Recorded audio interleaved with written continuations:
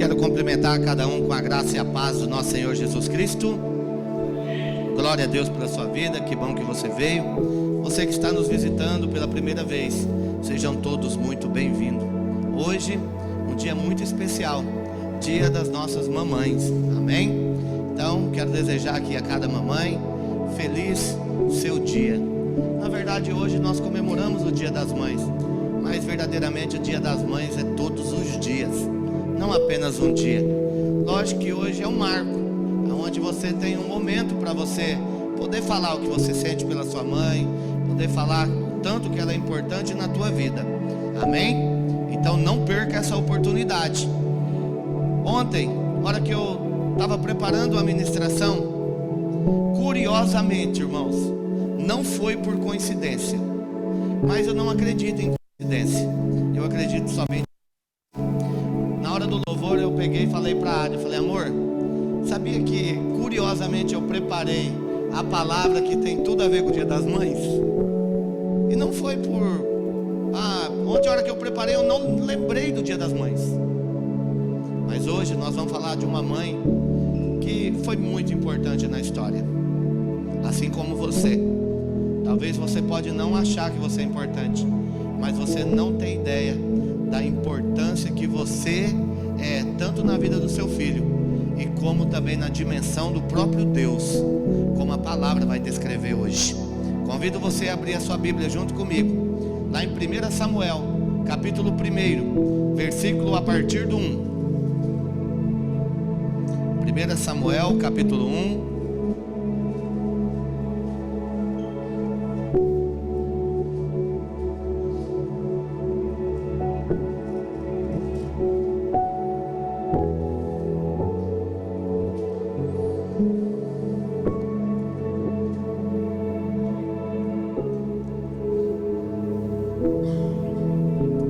Preste bem atenção, irmãos. É uma história que eu tenho certeza que você já ouviu falar dela, mas eu quero que você hoje se atente para a riqueza nos detalhes desse texto. Uma palavra, uma frase que verdadeiramente venha falar com você, mas de uma forma diferente que já falou através dessa palavra. Em 1 Samuel capítulo 1, versículo 1, diz assim: havia um certo homem levita de Ramataim, de Zofim, que habitava a região montanhosa de Efraim, chamado Eucana, filho de Jeroão, neto de Eliú e bisneto de Tou, filho de Zufi, o Efraimita. Eucana tinha duas esposas, uma se chamava Ana e a outra Penina. Penina havia concebido e tinha lhe dado os filhos, enquanto Ana, no entanto, não tinha nenhum. Todos os anos, Eucana subia da sua cidade para adorar e oferecer sacrifícios ao Senhor dos exércitos, em Siló, onde os dois filhos de Eli, Ofni e Finéias, serviam como sacerdotes do Senhor. No dia em que ofereceu sacrifícios, Eucana tinha o costume de dar porções à sua mulher Penina e a todos os seus filhos e filhas. Porém a Ana entregava-lhe uma porção dupla, porquanto grande era o seu amor por ela, ainda que o Senhor não a tivesse permitido gerar filhos. Penina, sua rival, provocava e humilhava a Ana continuamente, porque o Senhor a tinha deixado estéril. Isso tudo acontecia ano após ano.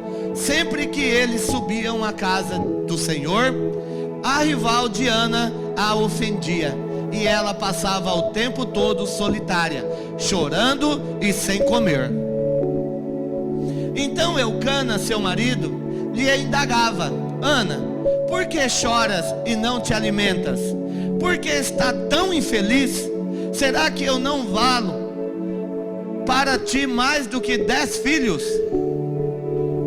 Certa ocasião em Siló, logo depois de haverem terminado de comer e beber, estando o sacerdote Eli sentado numa cadeira junto a um dos pilares, à entrada do santuário do Senhor, Ana se levantou. E com a alma profundamente sofrida, abatida, chorou muito e orou ao Senhor. E fez o seguinte voto: ó Senhor Todo-Poderoso, se quiseres dar atenção à humilhação da tua serva, e te lembrares de mim, e não te esqueceres da tua serva, mas lhe concederes um filho homem, então prometo que dedicarei a ti, Senhor, por todos os dias da sua vida, e o seu cabelo e a sua barba jamais serão cortados. Enquanto ela seguia em sua oração na presença do Senhor, Eli observava os movimentos da sua boca. Como Ana estava orando silenciosamente, seus lábios se mexiam, mas não se ouvia o som de sua voz.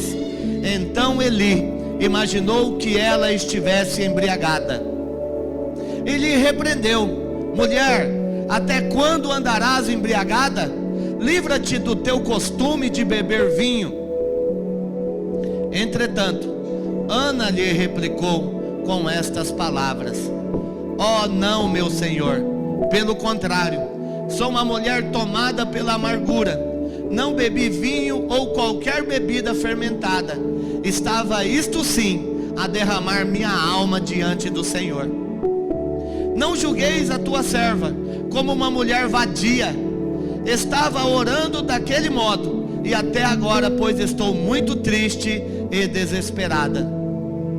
Então Eli lhe disse: vai-te na paz do Senhor, e que o Deus de Israel te conceda o pedido que lhe fizeste. Ao que ela respondeu: que a tua serva alcance graça diante de ti, e que pense sempre bem de minha pessoa. Em seguida, Ana seguiu seu caminho, comeu, e em seu rosto já não havia mais desalento. Bem cedo, no dia seguinte, Eucana e toda a sua família levantaram-se depois de haverem adorado ao Senhor, retornaram para casa em Ramá. Eucana teve relações sexuais com sua esposa Ana, e o Senhor lembrou-se dela, respondendo favoravelmente à sua oração. Assim, Ana engravidou, e no devido tempo deu à luz a um filho, a quem chamou de Samuel, explicando: eu roguei ao Senhor. Amém? Feche teus olhos, não a sua Bíblia. Espírito Santo, a sua palavra foi lida, Senhor, mas nós queremos agora, Senhor, ouvir, Senhor, a sua palavra. Senhor, se revele a nós de uma forma poderosa. Papai, venha, Senhor, nesta manhã, em nome de Jesus, papai, tornar, papai, pessoas que eram estéreis em pessoas férteis, Senhor. Espírito Santo, papai, quantas pessoas, papai, quer ser usado pelo Senhor, e assim que ele venha poder dar muito frutos, mas na verdade, papai, ele ainda é estéril, porque o Senhor não abriu, Senhor, as madres, Senhor, dos seus filhos. Senhor, nós clamamos nesta manhã que o teu Espírito, Senhor, venha, Senhor, em nome de Jesus, nos dar uma palavra rema, uma palavra revelada, para que assim nós possamos ouvir e escutar, para que assim nós possamos ver e enxergar aquilo que o teu Espírito, Senhor, está, Senhor, nos ensinando. Assim nós oramos em nome de Jesus. Amém. Dê um glória a Deus em nome de Jesus.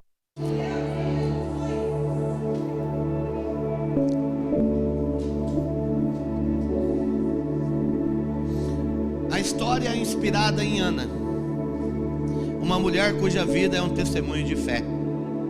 Imagina você orar 25 anos pedindo a mesma coisa. Eu vejo muitos de nós que oramos uma semana e praticamente queremos obrigar a Deus nos responder. Ontem, meditando bastante sobre isso, eu comecei a meditar sobre os homens da fé. Por exemplo, Davi. Uma vez que ele foi ungido, 15 anos se passaram até que ele assumiu o trono. José, uma vez que ele tinha promessa, tinha um sonho, que ele se tornaria um grande homem, se passaram entre 18 a 20 anos. Moisés, a mesma coisa, se passaram 40 anos. Josué, 42 anos. E muitas vezes nós queremos as coisas na hora. Nós vivemos num mundo imediatista. Então tudo é na hora. Por exemplo, quando eu fiz a primeira faculdade, tudo que eu queria pesquisar era necessário ou eu comprar o livro, ou eu tirar xerox de parte dos livros. Hoje você consegue acessar no Google praticamente todas as coisas. Então foi colocado na mente dos jovens, na mente das pessoas mais jovens, que ele sabe tudo, porque basta ele pegar e acessar através de um celular o Google e pesquisar. Mas isso não é sinônimo de conhecimento e nem sabedoria. Não vai deixar a pessoa simples. A pessoa ela vai ser, na verdade, apenas copiadora. Ela lê e fala sobre um pouco daquilo que ela estudou, sendo que na verdade, quando uma pessoa se dedica, estuda, são anos de vida se dedicando àquilo.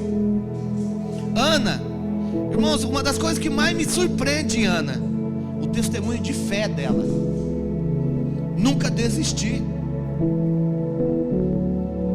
E curiosamente o tempo foi passando, e a persistência dela na oração continuava. É um grande testemunho de fé.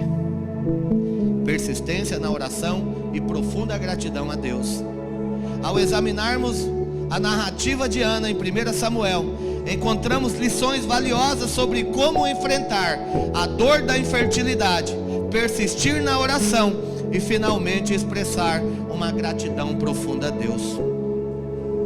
Quando nós vamos estudar a história de Ana, nós precisamos entender que a primeira lição que ela nos dá é de uma mulher sábia, uma mulher que edifica o lar.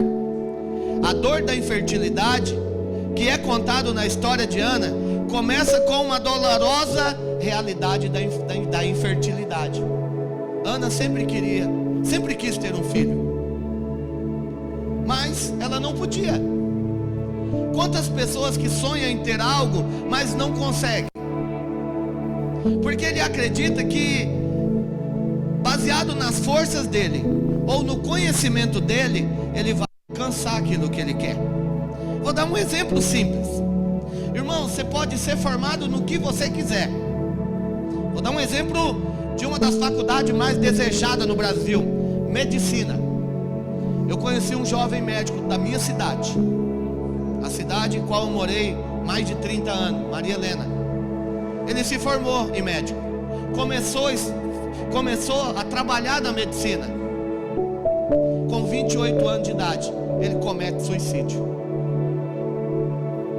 Ele não trabalhou 3 anos como médico, ele cometeu suicídio. E aí fica um monte de interrogações: por que disso, por que daquilo? Porque se você for olhar financeiramente, ser médico ganha bem. Se você for analisar em termos de status, é uma das profissões que mais dá status.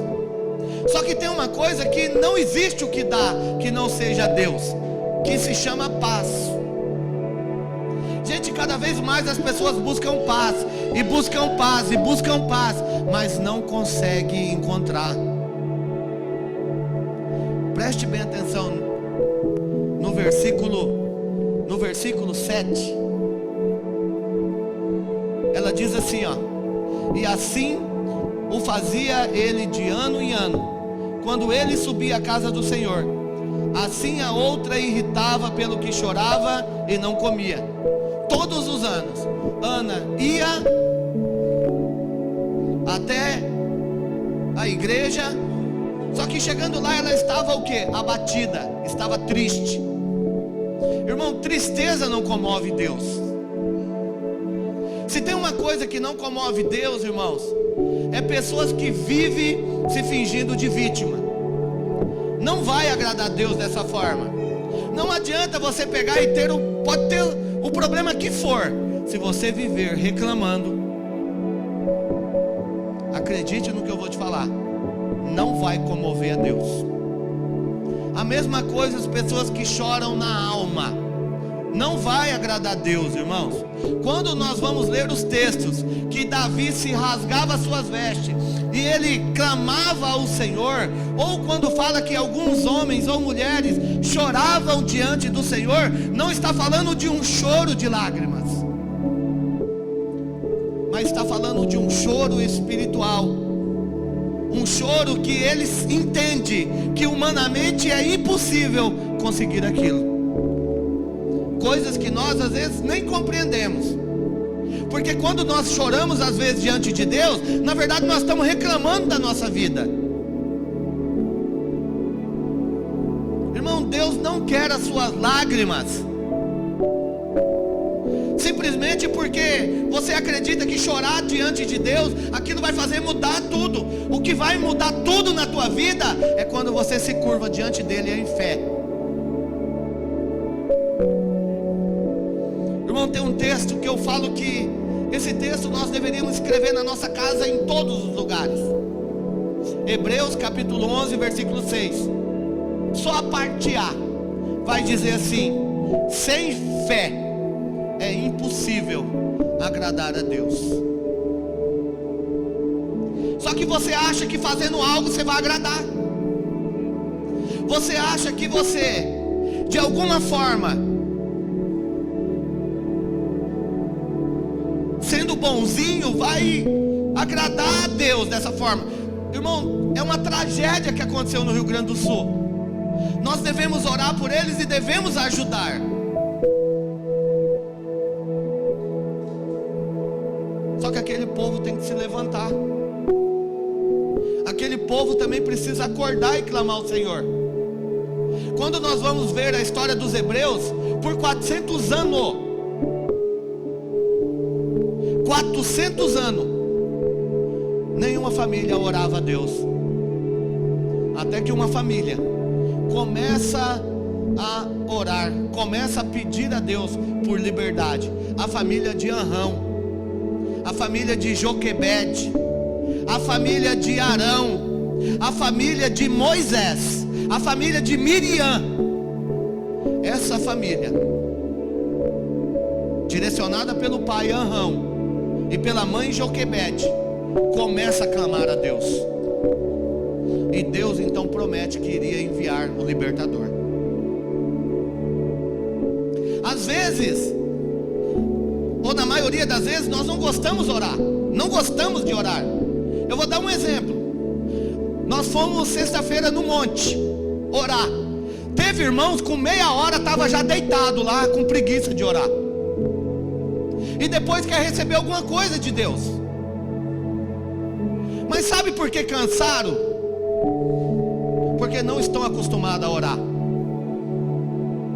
A maioria orou por 2h30. E eu conversando com alguns, sabe que eles me falavam? Nossa, pastor, como a hora passou rápido. Parece que estamos aqui há 10 minutos. O problema é que nós começamos a orar e foi colocado na nossa mente assim: não, mas não precisa de sacrifício. Não precisa mesmo. Jesus é o sacrifício por você e por mim. Agora quer dizer que orar para você é sacrifício? Orar é para você, irmão, presta atenção nisso aqui, ó. Orar é para você entender que você é dependente de Deus. Você não vai mudar Deus na oração, irmãos. Na oração, na verdade, Deus é quem vai te moldar, porque Ele vai mostrar para você que é você quem é dependente dEle. Eu oro, não é para Deus se aproximar de mim.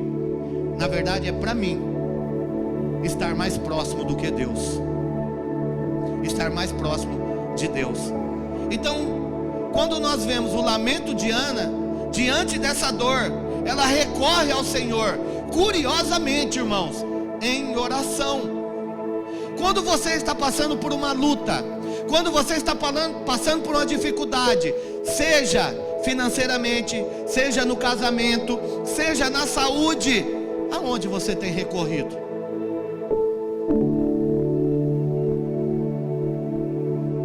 Aqui nós aprendemos no texto que Ana recorreu à oração. meditando nisso me leva a pensar em Jesus. Tudo que Jesus fez aqui na terra, irmãos, preste bem atenção nisso. Jesus era homem, ou melhor, Jesus, o Cristo, que é Deus, ele se despe da sua glória, e ele veio nessa terra para se fazer homem como eu e você. Ele tinha fome, ele tinha sede, ele chorou, teve frio, igualmente nós. Só que tudo que ele iria fazer, primeiro ele orava. Aí eu escuto um monte de gente falando assim: ô pastor, nós estamos na nova aliança. Na nova aliança não precisa de sacrifício. O maior exemplo que nós temos, vamos tirando Jesus, eu creio que é Paulo, um homem de extrema oração. Irmão, sem oração, acredite, você vai sempre viver o natural, querendo viver o sobrenatural. É a mesma coisa de você querer assistir um filme, e o filme vai passar no SBT, só que você está lá conectado na Globo. Você não vai assistir o filme, você vai viver uma vida frustrada, você vai viver uma vida decepcionado, porque você quer viver o sobrenatural, mas nunca saiu do natural. É na oração que você vai vencer as grandes batalhas. Preste atenção quando a coisa chega num ponto que você chega para você mesmo e diz assim: não tem mais jeito. Para quem que daí você pede? Mas então por que você não pede primeiro para Deus? Para depois então recorrer a outras coisas. Sabe? Quando nós vemos aqui o texto, ela vai dizer que ela andava amargurada de alma. Irmão, tem pessoas que não recebem o milagre de Deus, e tem pessoas que nunca vai viver uma vida espiritual porque é amargurado. Sabe um exemplo bem claro aqui? Ana, ela compreende que ela queria um filho. Lógico que ela queria um filho para arrancar dela, sabe, toda a humilhação, para tirar dela tudo aquilo que às vezes as pessoas falavam dela, inclusive a mulher também do seu marido. Mas quando ela faz um voto, ela fala algo que é importantíssimo: Senhor, eu quero um filho, para que todo mundo possa saber que eu não sou estéril, mas o meu filho, eu darei ele ao Senhor. Quando nós vemos ela falando isso, nós vemos que algo vai acontecer de diferente. Nós vamos percebendo no texto que naquele mesmo instante, irmãos, acredite, Deus está sempre olhando para nós, está sempre olhando as nossas atitudes, esperando o momento certo para falar assim: ó, agora você me deu a resposta que eu queria. Você consegue perceber que nessa vida, ela é a mesma coisa de um estudo, a mesma coisa de uma escola, aonde você estuda, o professor te ensina, mas vai chegar um dia que você vai ter que passar pela prova. E na prova, o professor não vai te ensinar. Na prova, o professor ele vai ficar em silêncio, mas ele vai ficar atento, esperando a sua resposta. Quais são os tipos de respostas que você tem dado para Deus? Nós vemos que chama a atenção de Eli, vendo que ela estava balbuciando. Ela abria a boca, mas não saía voz, a ponto dele entender que ela estava embriagada. Quantas vezes, irmãos, às vezes nós estamos orando, mas a nossa oração não consegue sair, Preste atenção numa coisa espiritual que acontece aqui. Quando Eli chega para ela, Eli faz a seguinte pergunta: mulher, para de ficar bebendo vinho. Você não está vendo que isso é feio? Você está vendo que isso não é algo coerente para uma mulher casada? Ana poderia ter ficado com raiva, Ana poderia ter ficado magoada, Ana poderia ter feito inúmeras coisas. Mas sabe o que a resposta de Ana? Não, meu Senhor. Ana demonstra humildade com o homem de Deus. Não, meu Senhor, é que eu estava orando, porque eu sou atribulada no meu espírito. E tudo que eu estou fazendo aqui hoje é pedindo a Deus para que Ele conceda algo que eu tenho lhe pedido há muito tempo. Na mesma hora, Ele então responde para ela: olha, mulher, vá em paz, que o Senhor te acompanhe, e seja feito conforme as suas petições. Ana confessa para o sacerdote o que ela queria, e naquele mesmo instante o profeta libera sobre ela a palavra: seja feito conforme a sua petição.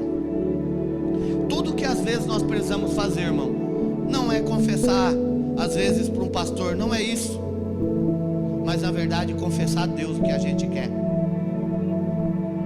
Quando você for orar hoje, lá na sua casa, no seu quarto em secreto, fale para Deus o que você quer, mas descreva da maneira correta. Conta para Ele verdadeiramente como que é o teu sonho, tudo aquilo que você precisa. Fale de uma forma que verdadeiramente não venha ficar nenhum tipo de dúvida. Não é que Ele não sabe, é porque Deus tem prazer em presentear os filhos que lhe pedem. E pedir, irmão, não é você chegar diante do Pai e ficar. Ana Lívia, eu já falei para vocês, ela me convence na canseira. Ela começa pedindo e ela não para. Ela pede umas 2, 3 vezes por dia a mesma coisa. Quando eu acho que ela esqueceu, que ficou uns 2 dias sem pedir, ela volta a pedir de novo. E vai pedindo, e vai pedindo, e vai pedindo, e vai pedindo. Qual que é o problema nós pedir para Deus também? Ah, pastor, mas Deus, eu já orei, Deus sabe. Ana orou 25 anos. Ou vocês acham que na mente dela tinha outro pedido? Porque eu me perguntei para Deus, ou melhor, eu ficava perguntando para Deus: Senhor, como que Ana pensava? E na minha cabeça só vem uma coisa: ela só pediu filho. Ela só pediu filho. O que é que tanto você quer? Pare e pense. Descreva de uma forma sábia para Deus. Sabe, nós vemos que em meio ao lamento, Ana de alguma forma, ela chama a atenção de Deus. Porque 25 anos, irmãos, ela orou e não chamou a atenção de Deus. Mas um dia ela fez algo diferente dos outros. Qual que é o grande problema? Nós muitas vezes somos mecânicos. Por exemplo, você vem no culto. Olha, eu tenho que chegar lá no culto, e lá no culto eu vou sentar, e lá vai vir o louvor, e aí eu vou louvar, depois vem a palavra, depois a oferta, e depois a bênção final. Irmãos, isso é mecânico. Isso não é adoração, e nem muito menos você entregar o verdadeiro culto a Deus. Eu vou dar um exemplo bem simples. Irmãos, você tem que participar. Olha o que a Bíblia diz: nós fomos convidados como coparticipantes da ceia do Senhor. Irmãos, nós somos convidados para participar. e não convidado para vir sentar e só ouvir. E como que você participa de um culto? Irmãos, dando um glória a Deus, dando um aleluia, sabe, louvando. Por exemplo, na hora do louvor, irmão, se você não abre a sua boca para louvar a Deus, você precisa passar por um autoexame onde só você mesmo é quem pode fazer. Refletir sobre como está a sua vida, espiritualmente falando. Então, ouvindo os louvores, irmãos, eu não sou muito bom em louvor, e talvez eu não seja esse bom exemplo, porque eu não sei cantar, mas eu aprendi a louvar. Vou dar um exemplo. Nós cantamos um louvor que fala que Jesus é a cura, amém? Ele é a cura mesmo? De verdade? Mas você crê nisso? Então, na hora que você louvou isso, não é você cantar, Jesus é a cura. É você declarar: Jesus, o Senhor é a minha cura. O Senhor é suficiente para resolver qualquer problema que está na minha família. Irmãos, presta atenção. Tem pessoas que ele não entendeu ainda. Quando nós vamos ouvir os salmos de Davi, a oração dele nada mais era do que louvor. Olha que interessante. Você consegue imaginar cantando: o Senhor é meu pastor e nada me faltará, me guia para as veredas em pastos verdejantes. Você consegue ver você cantando esse louvor? Porque o Salmo 23 nada mais é do que um louvor.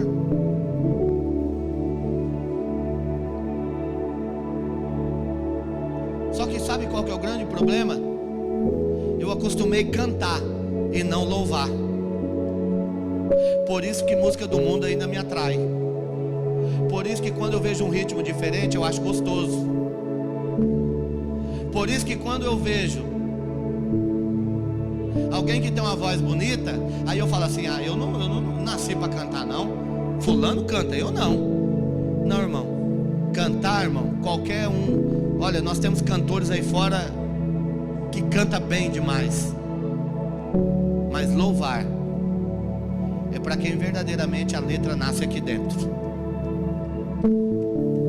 Quando eu declaro: o Senhor é meu pastor e Ele nunca me faltará, irmãos, eu consigo verdadeiramente entender o que esse louvor está querendo me dizer.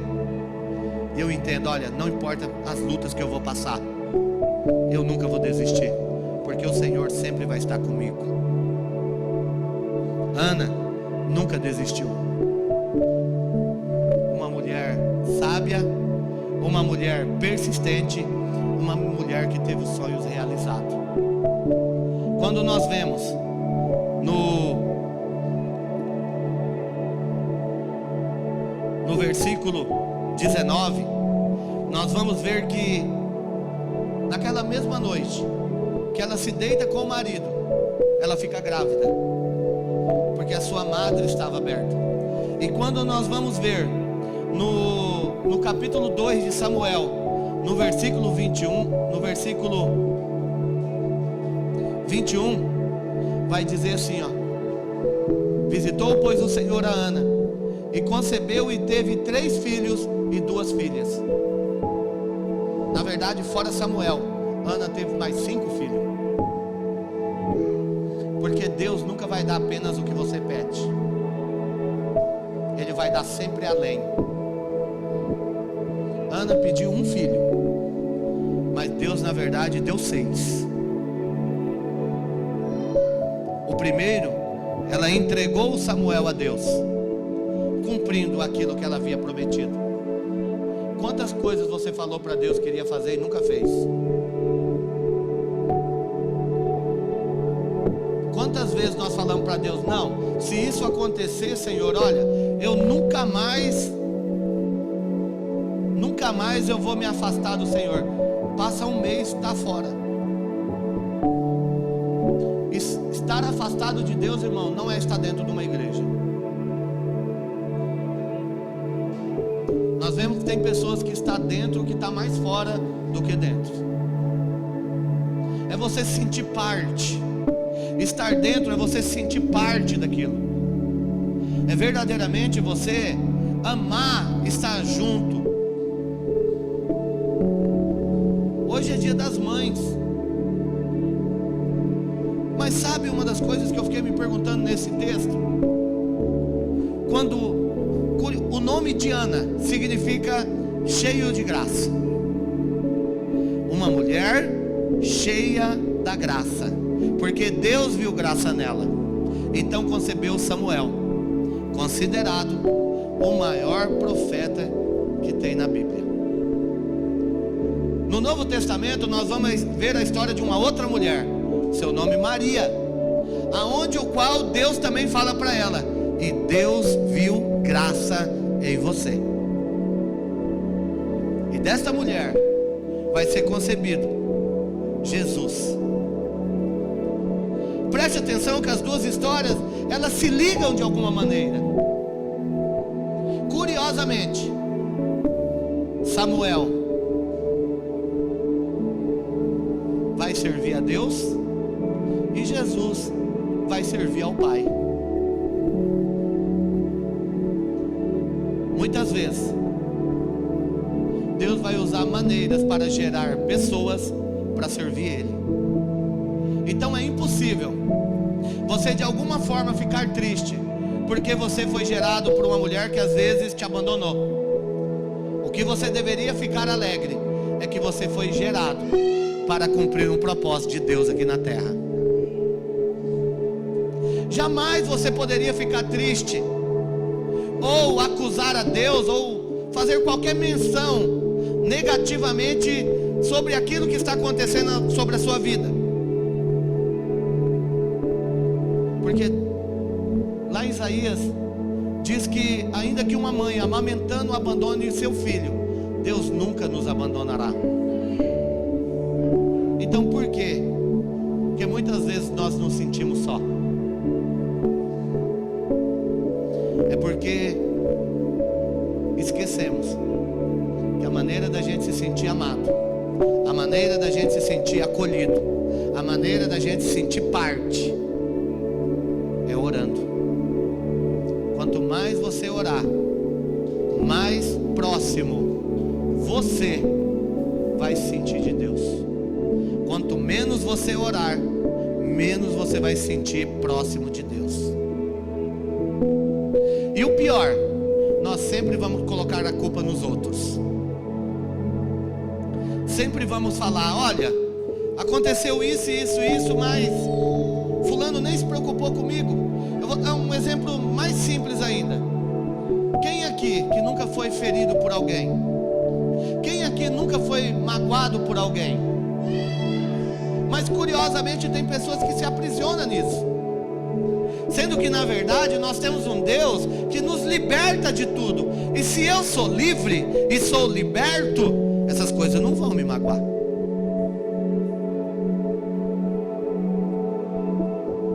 Há 25 anos Ana foi magoada, porque todas as vezes que ela subia, ela era criticada. Ela era chamada de estéril, ela era chamada de uma mulher seca, mas ela não parou de orar. Talvez o maior segredo espiritual que nós possamos imaginar, irmãos, está na oração. Mas a nossa mente vai achar que é algo tão simples e nós não vamos orar. Pastor, eu oro em casa, glória a Deus. Mas existe uma coisa que nós precisamos orar, irmãos, juntos. Vocês acham que Ana orava em casa ou não? Mas só aconteceu um milagre o dia que ela orou diante do sacerdote. Não estou falando que você tem que vir orar para mim, não. Eu estou falando que um dia nós vamos estar juntos orando. e naquele dia o Senhor vai te visitar. Não precisa ninguém falar com você, porque o Espírito Santo hoje está dentro de você, diferente daquela época. E você vai sentir: algo aconteceu na minha vida. Hoje eu sinto que algo mudou. A palavra vai dizer que o semblante de Ana mudou na hora. Irmãos, quantas pessoas são cristãs amargurada, ressentida, magoada, machucada pelo que às vezes aconteceu com a vida dela. Acredite, a vida não é fácil para ninguém, mas decida fazer o melhor. E o melhor que você pode fazer é apenas viver Cristo e deixando o resto de lado. Porque se você for ficar olhando para a circunstância, você vai viver uma vida de tristeza. Basta você hoje pegar e ficar 15 minutos assistindo televisão, um jornal. Não importa como você está alegre. Se você assistir hoje 15 minutos de jornal, você vai se entristecer. Mas então eu vou te dar uma dica.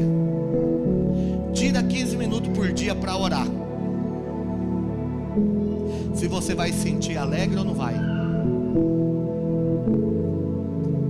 E por causa disso, o Espírito Santo me deu uma direção. A partir do mês de junho, nós vamos ter um dia aqui na igreja, em 2 momentos no mesmo dia, para a gente orar. Um vai ser 9 horas da manhã e o outro vai ser 15 horas da tarde. Ô pastor, mas eu não posso ir nesses horários. Não, irmãos, é para quem pode. Pastor, e se não vir ninguém? Eu vou orar sozinho. Sabe por quê, irmãos? Isso é um hábito diário que nós temos que fazer. E também a partir de hoje, outra direção que eu tive de Deus é que nós também devemos jejuar. Então, uma vez na semana, eu vou convidar toda a igreja para estar jejuando. Ô pastor, eu não quero. Irmãos, eu falei que eu vou convidar, você não é obrigado. Você é livre. Jesus te libertou. Só que Jesus jejuava. Ele é o nosso exemplo. Pastor, eu não vou fazer isso porque eu não acho certo. Irmãos, amém. É um direito seu. Eu vou convidar. Eu tenho lido bastante livros de jejum. Aconselho você a ler alguns também, ou pelo menos um. Você vai ver que os maiores milagres que aconteceram na vida das pessoas foram através de jejum e oração.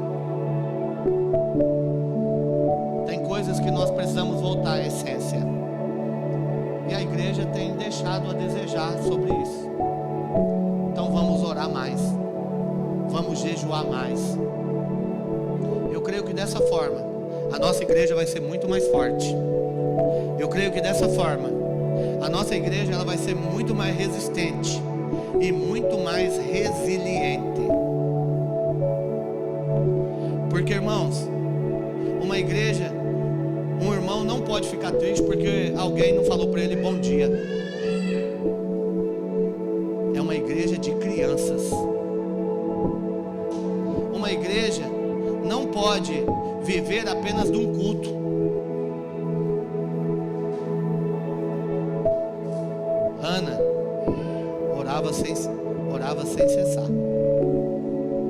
Nós vamos orar mais. Nós vamos se dedicar mais. Irmãos, o que aconteceu no Rio Grande do Sul, acredite no que eu vou falar para vocês aqui, ó. Não da mesma forma, mas vai começar a acontecer em todos os lugares. Talvez não vai ser a chuva, talvez vai ser a seca, talvez vai ser o frio,